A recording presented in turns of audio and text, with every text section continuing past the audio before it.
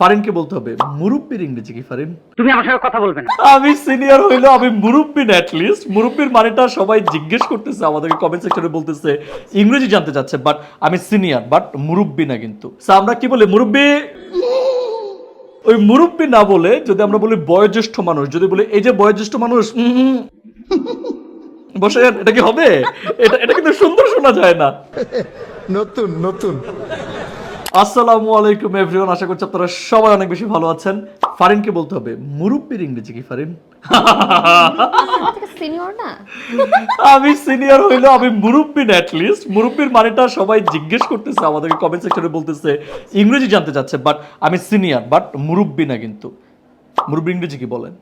মুরব্বি। মুরব্বির ইংরেজি মুরব্বি না। আচ্ছা, আপনার বড় ভাই আছে বাসায়? হ্যাঁ। সে আমার বড় ভাই, এটার ইংরেজি কি? He is my elder brother. Elder brother. তাহলে এল্ডার মানে কি? মুরব্বি। এল্ডার মানে হচ্ছে কি? বড়। এল্ডার মানে কি? বড়। এই এল্ডারটা হচ্ছে নাউন। এল্ডারটা কি? Noun. নাউন। এল্ডারের অ্যাডজেক্টিভ কি জানা আছে আপনার? Adjective elderly. ভিউয়ার্স যখন এল্ডারের অ্যাডজেক্টিভ বলতে পারবেন, সেইটাই হচ্ছে মুরব্বির ইংরেজি। তাহলে এল্ডার, এটার অ্যাডজেক্টিভটা কি হবে? অ্যাডজেক্টিভ ফর্মটা কি হবে? Elderly. Very good.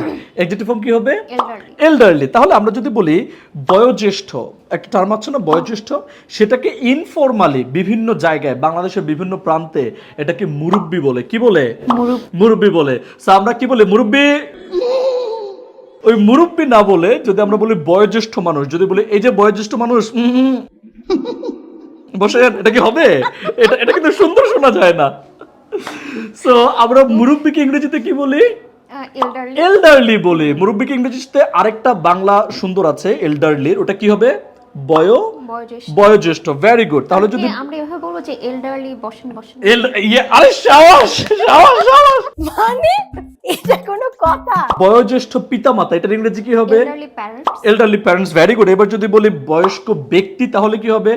Elderly person. Elderly person. তাহলে উনি একজন বয়স্ক ব্যক্তি, এটার ইংরেজি কি হবে? He is a elderly person. Very good, very nice. তাহলে উনি একজন মুরব্বি পারসন, এটার ইংরেজি কি হবে বলেন? He is a elderly. ও মুরব্বি, আমি বলি মুরব্বি মুরব্বি মুরব্বি বলতেছে। নতুন নতুন।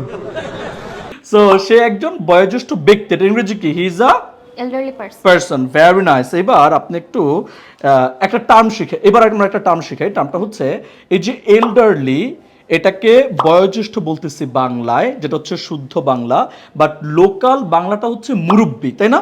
ঠিক তেমনি বয়োজ্যেষ্ঠর একটা ইনফরমাল ইংরেজি আছে, সেটা হচ্ছে ওল্ড ম্যান। কি বলি?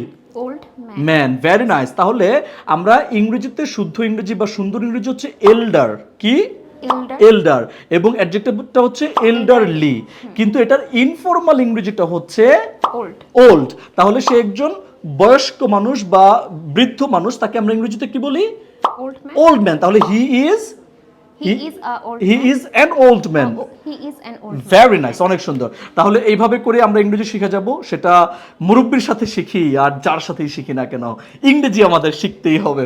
হেসে লাভ নাই, আমি আসলে মুরব্বি না, ওই মাপের মুরব্বি না, যেই মাপের মুরব্বি মনে করে ফারিন আসতেছে।